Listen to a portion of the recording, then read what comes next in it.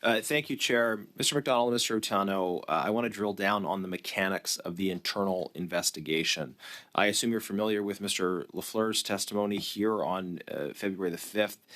He's conducting the internal investigation. He confirmed in his response to my questions that he is not an independent investigator, that he's not able to act independently. He's subject to the internal chain of command at CBSA.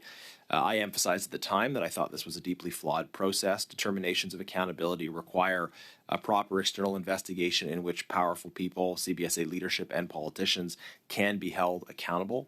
The RCMP is investigating, but we also need to identify wrongdoing that falls short of criminal behavior. Why do you think the government is pursuing this internal investigation instead of an independent investigation into who is responsible? Real brief, it's an attempt to scapegoat us and point fingers at us. If the question is around why do we think there's an issue with the internal investigation, I can answer that further, but I want to let maybe Mr. McDonald answer as well why he thinks.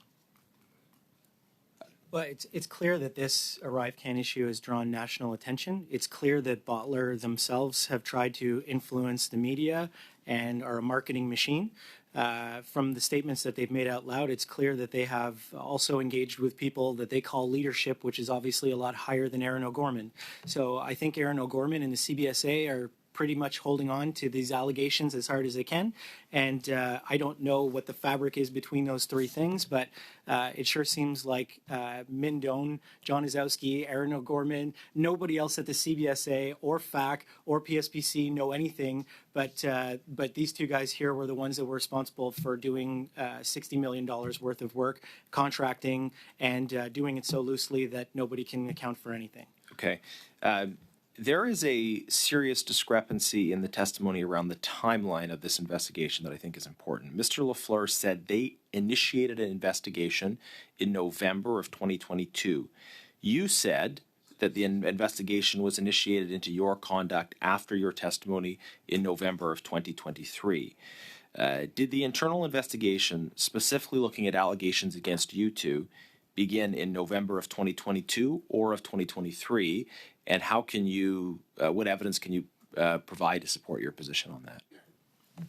The document is protected B, but I believe it's my personal information, so I'll verify that I can share it. But I received a letter saying that the investigation for the Bottler allegations from 2022 was initiated 10 days after I testified here at OGO. On November, I believe it was the 17th, 2023. And mine said initiated. Mr. Utano said reinitiated, which just doesn't make any sense to us. Can I add some more clarification? So I learned this in 2023 November, that something was opened and closed, and I believe Ms. Dutt from Bottler AI confirmed that she got a call from Pierre Lessard, a chief security officer, saying the exact same thing that we told them in 2021 and the exact same thing that PSPC told them in the summer of 2023. This is a matter between you and your business partners, not the Government of Canada, and it appears to be a misunderstanding on how procurement and contracting works in the Government of Canada.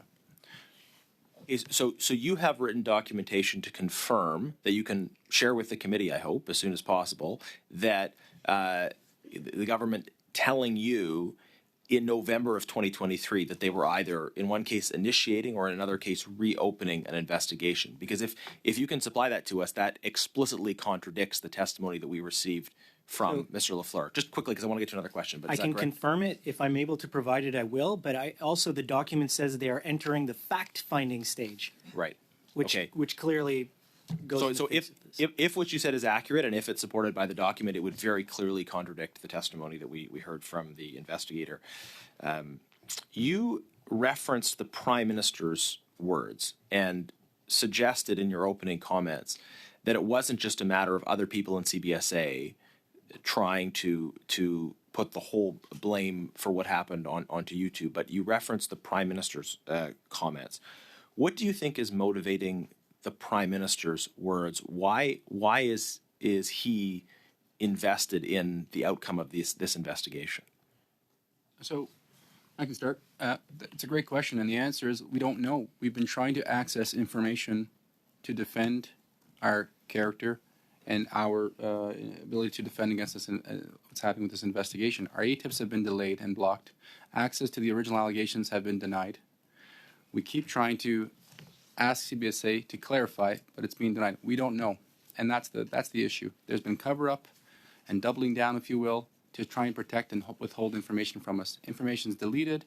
We just saw an announcement from the Government of Canada that the internal ATIP machine within CBSA is down for the last 2 weeks. Something is going on, but this is what is concerning to us. I guess I would just add, I'm not a politician and I don't want to get into politics, but there's a lot of it going on right now, and